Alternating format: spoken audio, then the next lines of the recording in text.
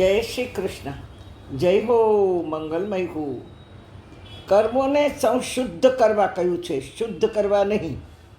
શુદ્ધ તો થઈ શકે, પણ સંશુદ્ધ કરવા કહ્યું છે ભગવાને. હા, સંશુદ્ધ કરવું એટલે શું?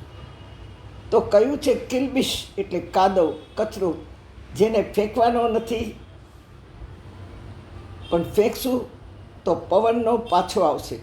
માત્ર ફેંકવાનો નથી, બીજા ઉપર પડશે ઉડીને, પણ બાળવાનો છે. ગીતામાં ભગવાને કહ્યું છે, તમામ શ્લોકમાં ચમત્કાર જ ભર્યો છે. તેથી ગીતામાં ભગવાન વારંવાર આપણા સવાલોના જવાબ આપે છે.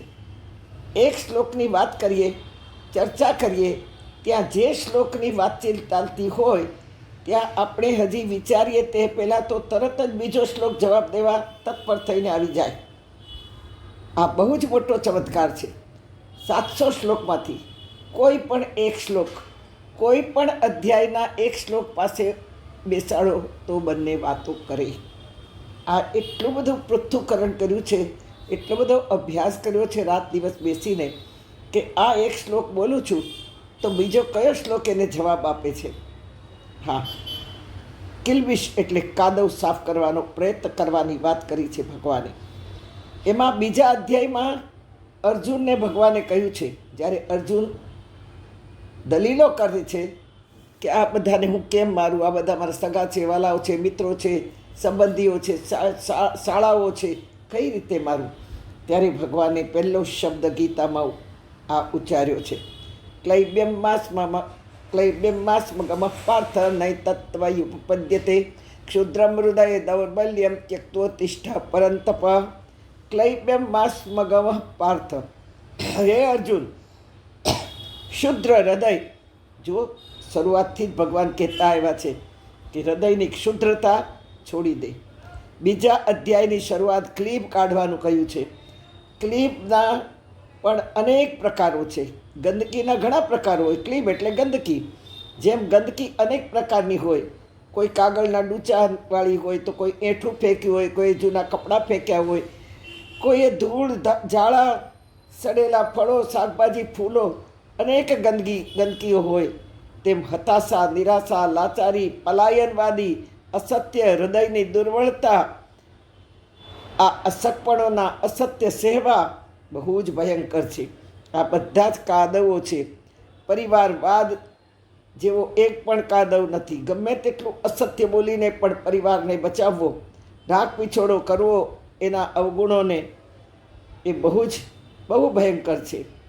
અસત્યને પડખે રહેવું, સહેવું, આ બધા કિલબિશ છે. એ ત્યાજવાનું ભગવાન કહી રહ્યા છે. પહેલી વખત ભગવાને આ બધું ત્યાજવા કહ્યું છે કે આ બધાને ત્યક્તો તિષ્ઠ પરંતપ, ત્યક્તો તજી દે એમ. જ્યારે બીજી વાર કિલબિશની વાત આવી છે ત્યારે ભગવાન કહે છે, હવે કિલબિશને તજવાનું નથી, બાળવાનું છે. કચરો બાળવો પડશે. પહેલી વાર કિલબિશ સાફ કરવા કહ્યું છે કે તને જે કર્મમાં પાપ દેખાય છે તે પાપ નથી. આ આતતાઈઓને તારે હણવા જ જોઈએ. સંસ્કૃતિ બચાવવાનું, સત્કર્મ કરવાનું છે. સનાતન ધર્મને જન્મેલા બાળકની જેમ સંભાળવાનો છે.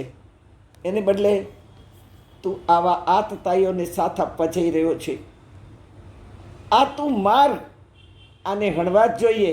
સંસ્કૃતિ બચાવવાનું આ સત્કર્મ છે. ફળની ચિંતા છોડ. અર્જુન કહે, મને પાપ લાગે? વડીલો, આચાર્યો, બ્રાહ્મણનો પુત્ર અશ્વત્થામા જેવાને હું કેમ મારું? ભગવાન કહે, મારું માનીશ નહીં તો પાપ લાગશે. બીજી વાર પ્રયત્ન બાદથી ભગવાન સમજાવી રહ્યા છે. ભલા યોગી જતી મહારથીઓએ પણ લોભ, લાલચ, સંગ્રહ, પ્રશંસા, પરનિંદા, પરિગ્રહ, અસંતોષ આ કાઢવાનું છે. આ પણ એક કિલબિશ છે અને આ પણ એક ગંદકી છે. અને આ કાઢવા માટે જન્મારા જોઈએ. તેથી ભગવાન કહે છે, અનેક જન્મ સંશુદ્ધિ તતો યાતિ પરાંગતિ.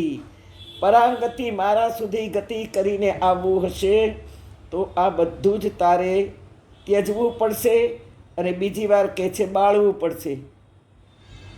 પરાંગતિ, મને પ્રાપ્ત કરવા સહેલું નથી. વળી એક શ્લોક જવાબ આપ્યો તો બીજા શ્લોકે કહ્યું, શનૈ શનૈ રૂપ મેં ધીમે ધીમે ભલે અનેક જન્મ લેવા પડે, ત્યારબાદ સતત પ્રયત્ન આ સાધના બનશે. સામાન્ય માનવને મળવા પણ સમય નથી હોતો, તો પરબ્રહ્મ પરમાત્મા શું રસ્તામાં મળી જશે?